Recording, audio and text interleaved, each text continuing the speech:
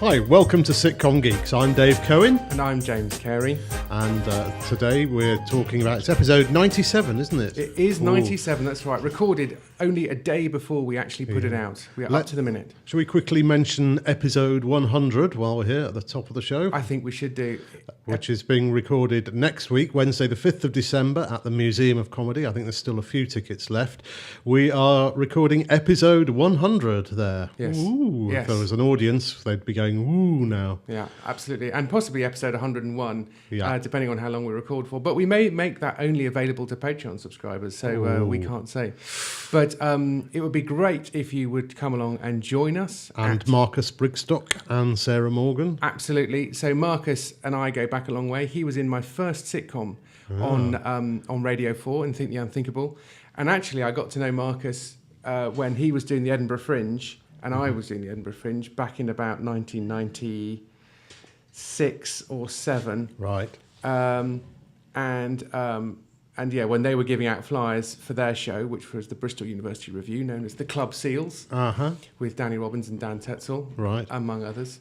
And yeah, so I've known Marcus a long time. It's brilliant that he's going to drop by, and Sarah Morgan that he's teamed up with to write The Wilsons Save the World. Yes, which is a very funny sitcom. Yes, radio sitcom. Yes, indeed. Yes, and I heard an episode not that long ago, and I very much enjoyed it. Good. So do come and join us, because also there's not just the show that we're going to do, and just being there will be great. It's just we'll be hanging around in the bar afterwards, and you will be with many other like-minded people. And there'll be prizes as well. Prizes? Ooh, I think so. Yes, so we should have some prizes. We're hoping. We are having the Aaron and Mark from British Comedy Guide will be there as well. Excellent. They must have tons of DVDs they can give do. away. They're knee deep in DVDs. Yes. And of series 2 of Allo Allo. Yeah. Yes. I don't think Aaron will give them away. No, I think actually, you'll get those out of his cold dead hand. Yeah.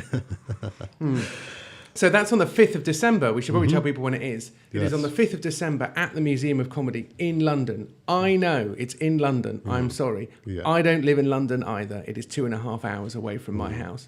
So we should also tell you that it's at 6 p.m. Yes, as well. So we get hoofed out of the actual theatre before the evening show, but we'll be able to be in the bar until later. So please do come and join us. Tickets are available if you go to the Museum of Comedy website. You'll find that that's how you get hold of the tickets. Brilliant. Great. Well, we will hopefully see you there. Now, the other big news, apart from episode 100 coming, is Dave's book. Hold the front page. Here it comes. The book is about to drop. A while ago, it was called Funny Up. Yeah. Which is actually a good title, but maybe didn't describe what you were doing in the book. What's it actually called, and what is it? It is now called The Complete Comedy Writer. Sounds like a euphemism, doesn't it? Oh, that guy, he's a complete comedy writer. Yeah, yes, it does. But it also kind of explains a little better what it is than Funny Up, which is sort of interesting, but doesn't quite tell you exactly what it does. And also it sort of got in the way of the subtitle, which is make your stand-up sketches, sitcoms, screenplays and stories 62% funnier. Yeah. You could have put in brackets in real terms. Do you remember they used to always, there was a phase when politicians kept on saying it'll go up. In real terms. 15% in real terms. I should put, I should also have a little disclaimer as like, sort of comedy percentages may go up and go down as well. That's right, so, yes. Your home is at risk if you do not keep writing. Yeah. Yeah.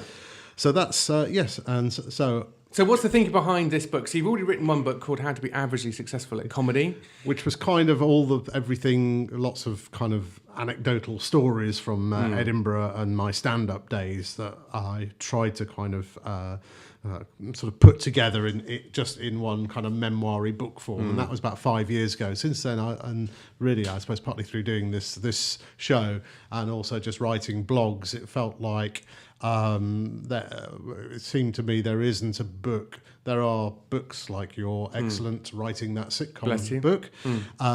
There's books about how to come up with jokes. Sally Holloway's good book. Lots and lots of books about how to be a stand-up.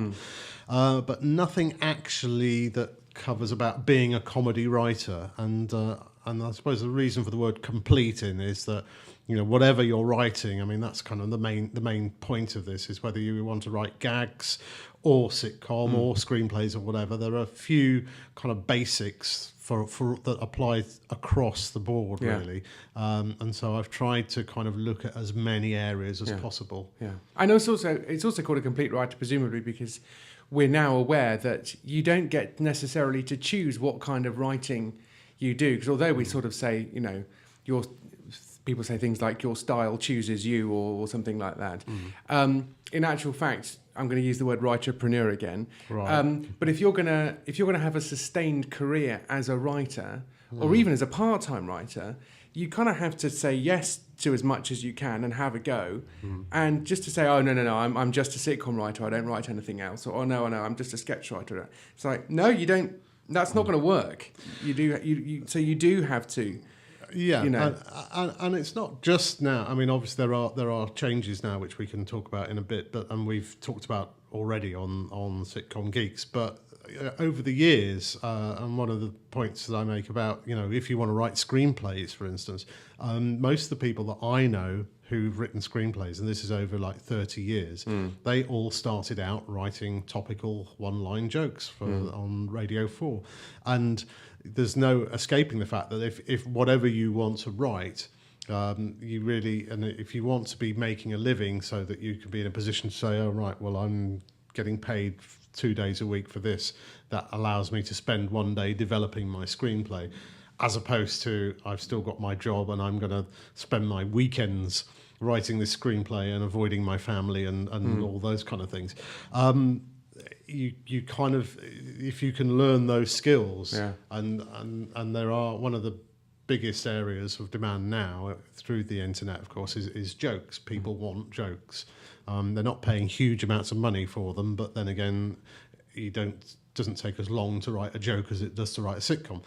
So you can start to earn a bit of money and learn how to write jokes in the process, and get to know other people, get to know producers, and get your way into the industry that way.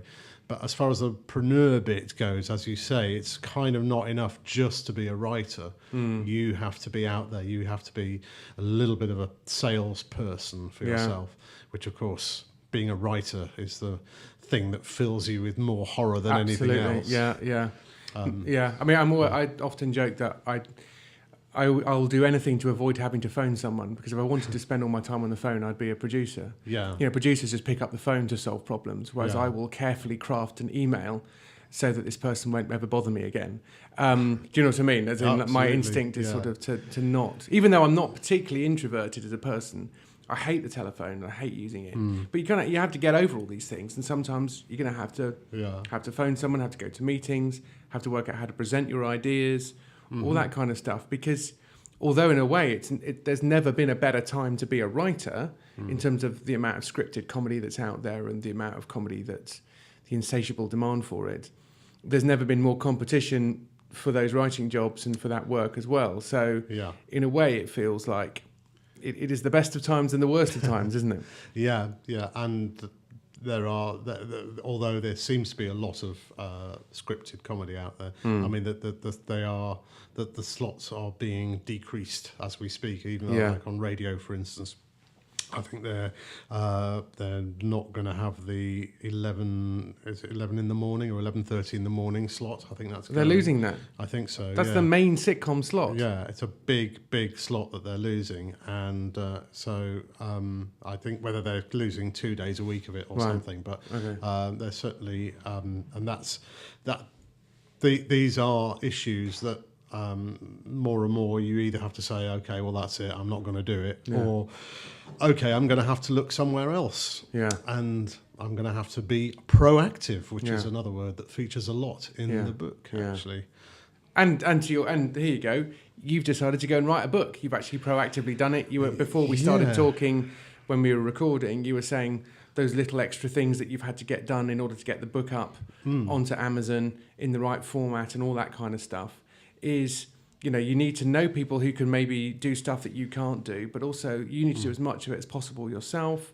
And also in so doing that, you learn. I mean, I've been producing theatre shows now and tours and that kind of stuff Yeah. And you sort of have to realise, I need to think about this or that, or I've met these people and that's been interesting, and I enjoy that part of the job much more than I thought I did. Yeah. And I don't enjoy the other part that I assumed I would really like. It a little bit reminded me of the days back in the 1980s when I used to take my one-man shows to Edinburgh. You are kind of in control of it yourself, and I mean, there's a lot of things are moving really fast in self-publishing. So every day on the internet, someone's written a new article, which is like a new way of looking at how to write books.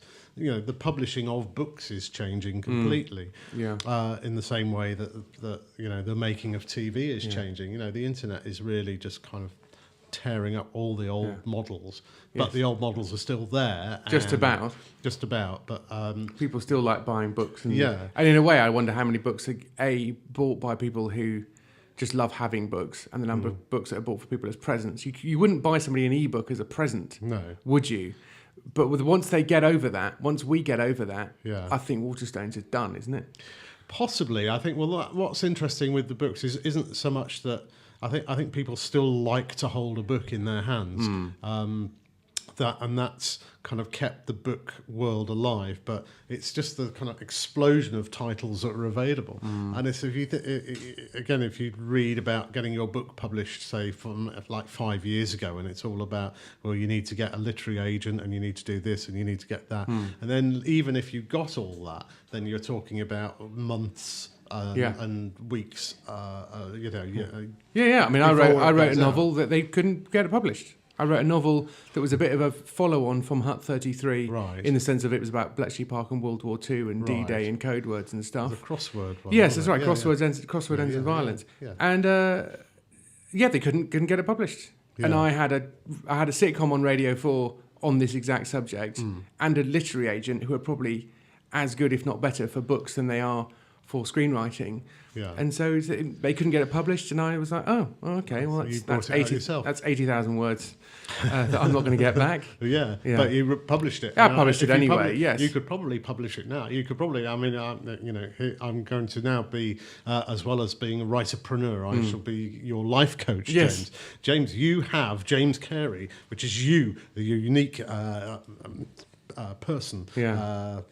Unique person. God, did I really say that? Yes, but no, you are. Your USP is one of your many things is you wrote the sitcom about code breaking. And like any time one of these kind of movies about Enigma comes and things, it's always like, James did Hut 33. I remember that. So you've got the sitcom. You've probably got copies of those series. You've got the book. And you actually now I could say you could repackage that. You could get Marcus or someone to read the book for Audible, because that's become a very big thing now. You can, I think, you could turn your little industry of Part 33. You could sort of turn that into your thing, because that's the other thing about publishing is, even if your book is being published, hooray! And in fact, James has got a book coming out next year in January with SPCK, right? And then it's about jokes and religion. SPCK are religious publishers, right. So it's about jokes and religion. But without disrespecting your book, and I'm sure they will publicise it, whatever. They're probably going to be bringing out 2 or 3 books at the same time. Oh yeah. Whereas January is a hopeless time to bring out a book, it's coming out on Black Monday or Blue. No, it's coming out on Blue Monday. Blue Monday, which is the most depressing day of the year. Right. Okay. That's good. Out will come my book, which is also, in one sense about jokes, but in another sense is about how making the wrong joke at the wrong time could basically get you killed. Anyway, you're really selling this well, James. Exactly. That's yes. fantastic. Yeah. But the point about my book, for instance, is I can publicise it, and I said, I was sure that I was going to have it out by the middle of November, which didn't happen, and then it was definitely coming out today, which is the 28th of November. But it's going to be Friday. But it kind of doesn't matter, because I haven't had to. There aren't people waiting and hanging on it, having to be at that time. Yeah. And also, I had I had a discussion on Twitter with a couple of people about The Good Place, and which is a sitcom that I enjoy a lot. And I suddenly realised that I'd written something about it in my book that actually I disagree with, and so I was able to change it Right. sort of 2 days ago. Yeah. Whereas your book, I guess, I'm committed now. Yeah. When I April, got the latest proof. So I wrote it Yeah. in sort of almost a year ago. But yeah, when I got the final proofs recently, it was just like you only get to change stuff that's factually incorrect. Yeah. Or that is typeset incorrectly, but now it's sort of the wheels are in motion. And the relevance of this, I mean, I'm going on more about the procedure of self-publishing rather than so much talk about the book. But actually, a lot of what the book is about you being in control of the production process. Yeah.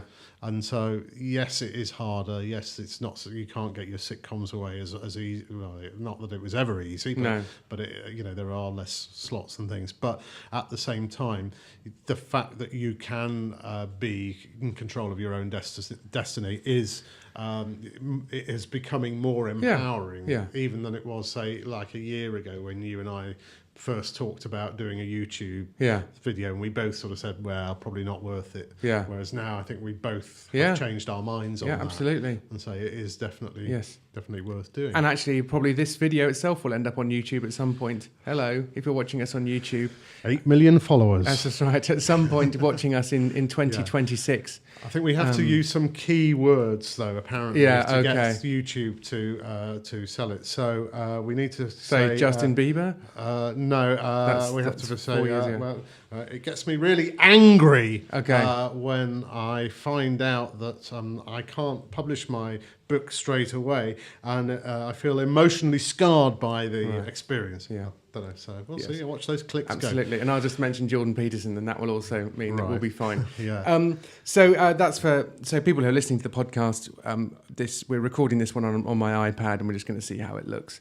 You'll probably be able to find it on Facebook as well. So if you want to find out more about Dave's book, which will make you a complete comedy writer, not a euphemism, then you need to go to Dave's website, which is davecohen.org. .uk. davecohen.org.uk, but also follow Sitcom Geeks on Facebook, and you'll find links there.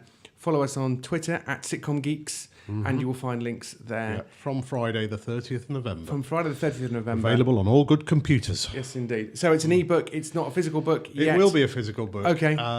Possibly not till about the middle of next week. I'm going to have to... This is what's going to happen on Friday is I'm going to get them to print a copy and send it to me. So I will look at it over the weekend, and if it's fine, then it's ready to go. Great. And that also would make, as we were saying earlier, that would also make a very good present. It would, wouldn't it? Yeah. So I like reading ebooks. I'm fine with reading books on Kindle on my iPad, but yeah, I wouldn't buy someone one. So if you know someone who might really benefit from that, then you could possibly hold off, wait for the physical one and buy that. In a few days' time. But it's definitely happening. It's definitely going to be physical as well. Yeah. Great. Yeah. Cool. Okay. So there's The Complete Comedy Writer by Dave Cohen, davecohen.org.uk. Go and find that. Mm-hmm. We have got a few other things to talk about. Somebody a while ago asked us about world building. And I can't remember who it was, and we probably should talk about it for longer than we're going to talk about it now. But what do people mean when they talk about world building? That always the reason that in a sitcom terms, when people talk about world building, the thing that sort of starts to worry me is world building feels like backstory to me, and that's I think we can. There's a lovely way of sort of drawing maps, and it feels like you're creating a fantasy world, like Discworld or Tolkien or something like that. And it feels like you're building a world that you can then eventually tell a story in, but it feels like a bit of a way, possibly, of delaying actually writing anything that anyone's ever going to actually read or commission. Yeah, I mean, if it's a kind of, if you're stuck and it's your sort of kick-starting thing, so you're kind of staring into space, then it's possibly a good exercise to kickstart you writing out. Yeah. Oh, it's set here, blah blah blah. But I suppose for me, world building is something that it evolves when you're coming up with the story and the characters. And what it means is it's a place you want the audience to come to, I think. Right. And it's if you think about any piece of art that you go and look at a painting, or you go to the movies, you're leaving your world for whatever time the few seconds it is to look at the picture, or the 90 minutes in the cinema, or the half an hour on the telly. You're kind of putting everything else to one side, and you're coming into this world. And so that's if things happen in that world that sort of go against it, then you notice it. It's kind of a slightly weird feeling, but it's something that is very, very familiar, but also adds a new thing, which again is something that I talk about a lot in the book, is that we're always looking to create the next new thing. Yeah. But it's always good to have something a bit familiar. And I'm thinking about a show like Seinfeld, which is the it looks like an all-American sitcom, and it is sort of a family sitcom. And if you think about Jerry as the American sitcom dad who brings food to the table, and he's always he's the stable one in the middle. Yeah, he's and he's introducing people into his living room, which is his little comedy stage. Yeah. And it's, ladies and gentlemen, please welcome Kramer. And he comes in with a funny thing through the door. I'm paraphrasing because I'm that, but that's what happens. Is that, the first 10 minutes when they gradually dropped his stand up. Yeah, it became it's like, okay, here's what's happening. Here are my three friends, and they each come and they each bring their little bit of comedy, but it's Jerry's domain, isn't it? It's his world, and so and then the stories are acted out off the basis of that world, and the stories go all over the place. But we're so kind of we know when we're coming back to watch Seinfeld, or we're going back to Friends, or we're going back to Central Perk or something. So it can be a place, but it's kind of the place and the people in it, and how we're welcomed into it. Yeah, that's a very good way of. So I think a better term for when you're writing a sitcom is giving something a sense of place, and also working out what the rules of that place are. Right. World building makes me think of Philip Pullman's His Dark Materials, where he's built an alternative version of Oxford and a parallel version of religion, based on his own massive anti-religious prejudices. Right. But it's very good. The first book's very good. I've not read the other two. Right. But in a way, it feels like that's a kind of the approach to writing a novel where it feels like you are being fully immersed in a world where you've got more time to show people around and have lots and lots of ideas. My worry with sort of fetishizing world building in a sitcom situation is you're going to spend an awful lot of time thinking about the sets and and the backstories, and actually what you need to do is work out who are my characters and where are they going. So that would be my caveat to that. But I think I like your sort of just going towards the Seinfeld route or the Friends route, or just or Arrested Development. It's got its very own particular rules of its world, or Porridge, or whatever it is. Well, actually, Frasier is a great example, because Frasier painstakingly builds the world of Frasier in the opening 7 minutes of the sitcom. We are introduced to him. He's a talk show host. He's got his life. He's got his brother, and then he's got this amazing flat with all this kind of incredible furniture in it. It's eclectic, he says at one point. And then, and we meet his dad, and they obviously don't get on. But anyway, this is the world that's been created, and Frasier and his wonderful flat. And then within about 5 or 7 minutes, in comes Dad is going to move in, and in comes the chair. Yeah, and the chair is here's this lovely world that has been absolutely, almost by numbers created. Here is Frasier. Here's his job. Here's his flat. Yeah. Here's his perfect world. Plonk, here comes that chair. Yeah. And that chair stays there right until the very last episode. Yeah. And someone pointed out, I think, that it's actually the same, they use the same actor, I think, who brought it in episode 1. The same actor is then used to take it out in the last episode. Oh, that's lovely. So that's a nice little touch. I'm not sure I ever saw, did I see the last episode of Frasier? It probably I probably went on. I just remember them taking the. Yeah, it probably went on a couple of years too long, didn't it? It did. Yeah, but that's. Having said that, it was still Yeah. brilliant. But yeah, I think, wish I could write a sitcom that went on for a bit too long. Yes, exactly. Two years too long. That's a nice problem to have, isn't it? Yeah. Cool. Well, that's some thoughts on world building that are hopefully useful to whoever it was who asked us about talking about that. Just a couple of some quick fire ones on Twitter. I just sort of said that we were recording an episode today, and did anyone have any questions just that we can get to at the end. And of course, apart from a facetious one from Christian Corley, who was a Patreon member who asked us where are his car keys, and then followed it up by saying that he found them in his wife's handbag. So thank you. Solved. Problem solved. You are welcome. Okay. A fellow called Moses asked us what the ideal. Sabandeka, Indeed. I think he's been in touch before, but yes, that's good. Yes. Thank you for getting in touch and asked what is an ideal length for a web series? Is it 6 by 10 minute episodes? Yeah, that's a good question, and it's the answer is we are finding out all the time. And it's impossible to say. It's worth pointing out, I think, although it's gone for the next year, but the Writers Guild now has an award for best online comedy, and usually that will be a sketch, but it could be an episode of a sitcom. Yeah. But the maximum the cut-off point is 10 minutes. Okay. So anything that's more than 10 minutes will automatically not qualify for one of the few awards that are available for online comedy. And even that length might change. Yeah. Because in a way, 10 minutes is completely pulled out of thin air because it was. Because also there's been a big change in YouTube in the last sort of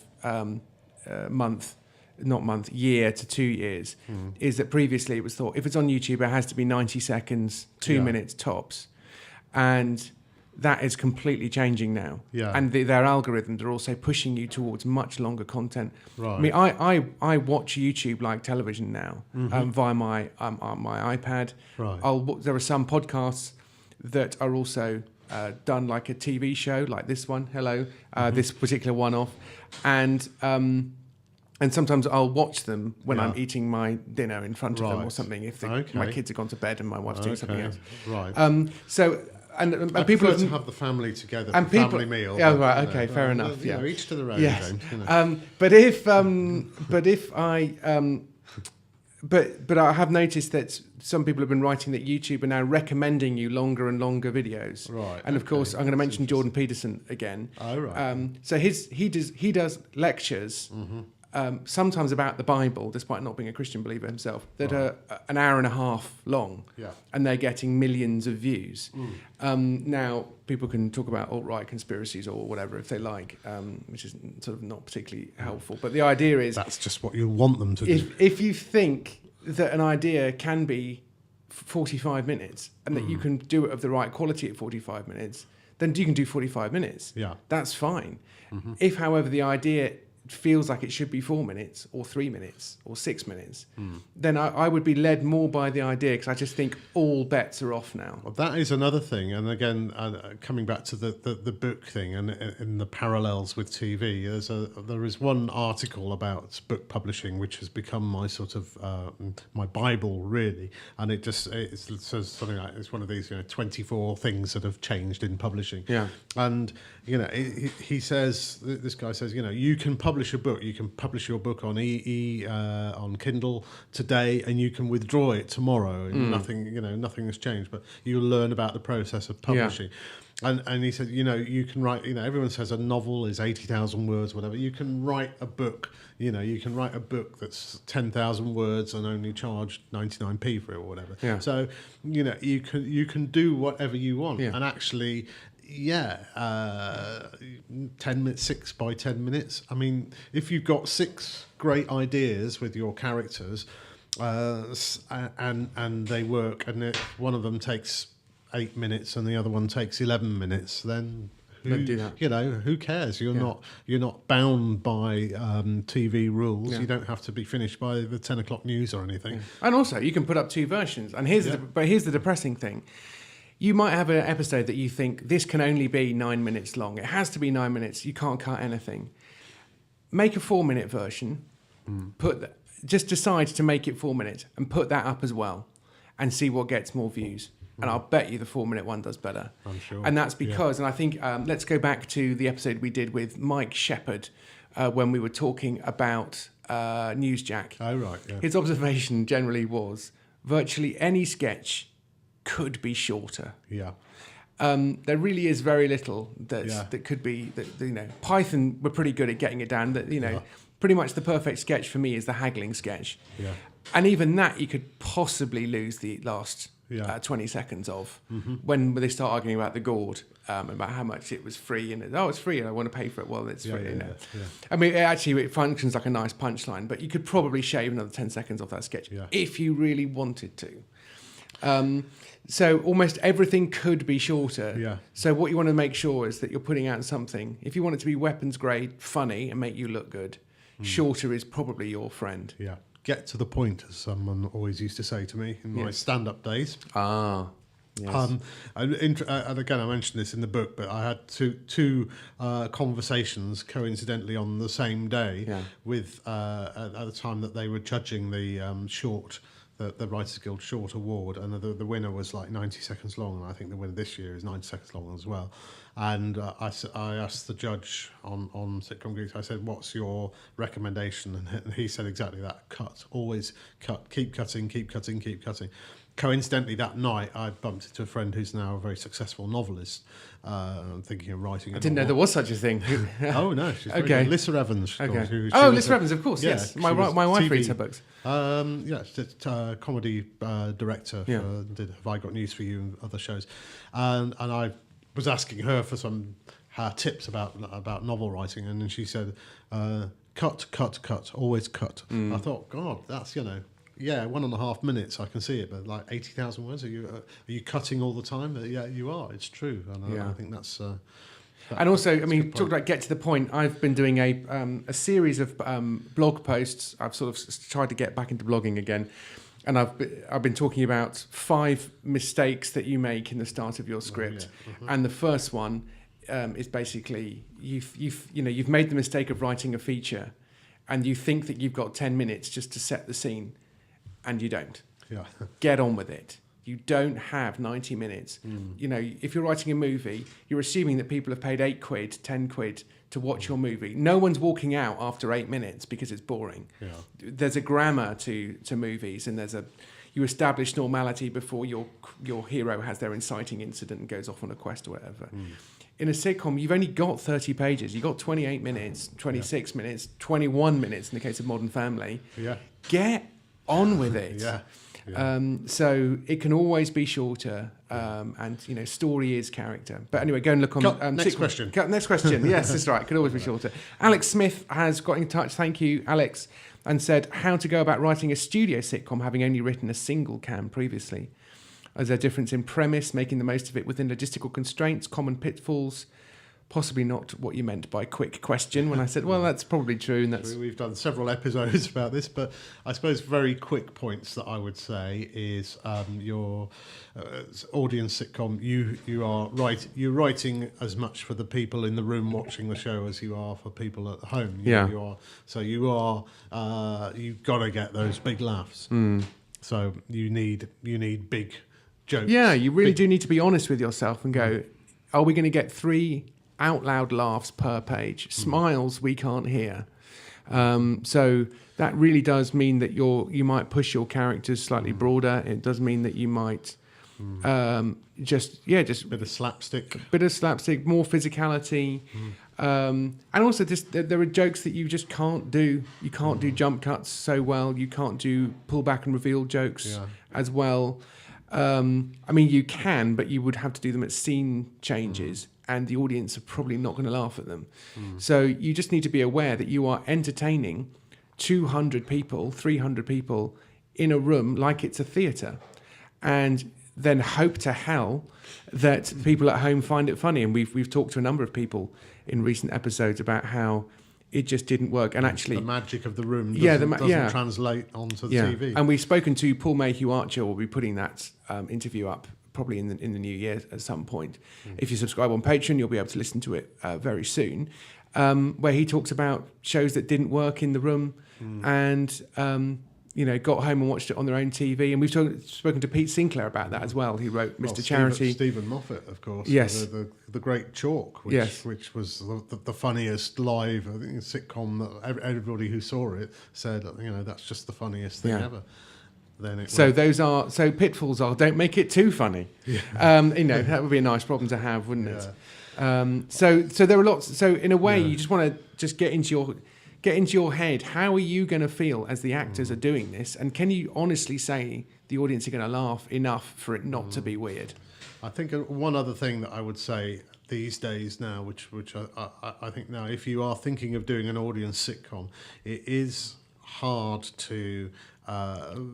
Audiences are just not as used to the idea. TV at home audiences are just not as used to the idea, and I think you have to kind of almost imagine that performance is is like almost like an element of it. So if you look at the successful sitcoms, or the new sitcoms, I mean, the newest audience sitcom is Upstart Crow, which is basically you're watching a play about Shakespeare. You're kind of watching a mini Shakespearean play.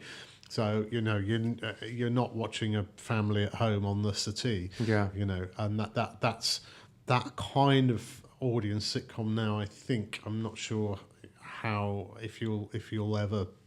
Oh, it'll come back. It'll come back, but at the moment, I'm not sure. I think the last three sitcoms that I can think of, new sitcoms like Mrs. Brown's Boys, Miranda, and Upstart Crow, they are all very much kind of sort of theatric. They have a theatricality to them. Miranda and Mrs. Brown's Boys, they both talk to the camera, and there is the breaking of the fourth wall, and also not going out has a live quality to it that Lee Mack brings that you couldn't really imagine anyone else doing that. And in fact, I think the Christmas episode is going to be live. Right? Yes, I've heard Paul Carenza tweeted the other day or something. Who works on the show as well. He just said it is one of the funniest things he's ever read. He just said it was made him laugh out loud. Which is a grizzled old hack like Paul and me and you, I'm sure. Sorry, Paul, I don't mean to call you out as a grizzled old hack, but I think you'll know that that's well meant. Last question is about from Dairymans. Is about the illustrious Ronnie Hazelhurst, who created memorable tunes like "Glass of the Summer Wine" was a particular favourite, while Max Harris's jaunty end theme to Porridge always seemed out of place. I'm not sure it did. I hadn't thought about that, so it obviously didn't have that effect on me. Friends and Cheers got into the pop charts, such was their popularity, and obviously there was a theme tune of MASH. Again, we talked to Paul Mayhew Archer about that. I think he mentions MASH, is that right? Somebody we talked to just mentioned what a incredible, maybe it was Gareth Edwards, another interview also on Patreon, which won't be out till next year, I don't think. I mean, a sitcom theme tune can make a huge difference. In a way, that's a very long way down the line problem. Well, although actually, again, having the most famous one, I think, would be Dad's Army, which everybody thought was an old song, but it was actually written to be especially like that. And in fact, I think, and I remember seeing the first ever episode, watching it going out, watching the credits, and you could see, the audience seeing those credits for the first time, and the roar when those arrows, those British arrows going forward, and then they go back. The roar of laughter on that is just it's like, oh my god, and so I mean, if you're lucky enough to come up with something that perfectly, when coming back to talk about the world again, that's the world that they brought back for the people who, a lot of people remembered that world at the time. Let's go back to so I've been involved in a few theme tunes for my own shows, one of which so you sort of have an idea in your head. I think The Unthinkable, my first sitcom, had a theme tune which was meant to sound uber modern and pretentious, and in the end we took the lyrics off it. I think we had lyrics in the first thing where we had Catherine Shepherd saying ridiculous things, but it felt about right. Hut 33, set in World War II, felt a bit too military for me. It felt a bit too marching bandish, and actually it should have been a bit more geeky and sound more like Sonar or Radar or something like that. And then with I did a sketch show called Concrete Cow. And for some reason, both me and the producer Adam Bromley, we wanted for some reason to have a theme tune which made it sound like an Imperial battle cruiser was passing overhead, which meant we ended up with the final movement of Shostakovich's Fifth Symphony. And then Bluestone 4/2, we sort of had 3 or 4 kind of fairly grungy tunes that we liked the sound of, and I think they were given to a composer who did a fantastic job of just producing something that we really, really liked. So it does create a tone, and it is your friend, so you can use it and it can help you, and if you don't use it, it can hinder you. I a similar thing. I mean, my thought, because I write a lot of songs. I used to do my own songs in stand-up, so it was always my exciting wish to not only record my own song, which is great because then it's your song, but you keep the royalties as well. Which, if you have a long-running show, if you imagine the people who wrote the Friends theme, probably lived off that. The Rembrandts. It also probably killed their career in another way, but possibly, maybe not. I don't know. It's probably a price worth paying, I would say. But then, for instance, the show that I did, Travels with My Anti-Semitism, it was that there's a type of Jewish music, klezmer music, which is very much from the sort of it's like the sort of precursor of jazz. And there are a couple of bands around now, and there was a particular band who just did a really sort of perfect heavy rock kind of version, and that just felt like that tells the story. This is like the old meets the new. And so you're kind of, those are the kind of things you're thinking about. But actually, I must say, I didn't like our theme tune when I first heard it, our Sitcom Geeks one, but I love it now. I think it's brilliant. I think in future I'll always ask James for his opinions. I'll get James to do all my theme tunes. There you go. And our theme tune was by I've had a total blank on her name. She did incidental music for Bluestone as well. We should put it in the show notes. And she won't forgive me, but you will be credited on our Facebook page. Thank you very much. And she did it for a bottle of scotch as well. Wow, that was payment. So that's the kind of musical composer I can get behind. That's how things work now. You don't get paid money anymore. You get a bottle of scotch. So I think we're done here, aren't we? We should probably wrap this up. Let's remind people that your book, called The Complete Comedy Writer, is at davecohen.org.uk. And also, our 100th episode is being recorded at the Museum of Comedy on the 5th of December at 6 o'clock with Marcus Brigstock and Sarah Morgan and me and you. And hopefully you, listeners, do come down to the Museum of Comedy. So, are we done? Yes, we are. Thank you very much. Bye. Bye.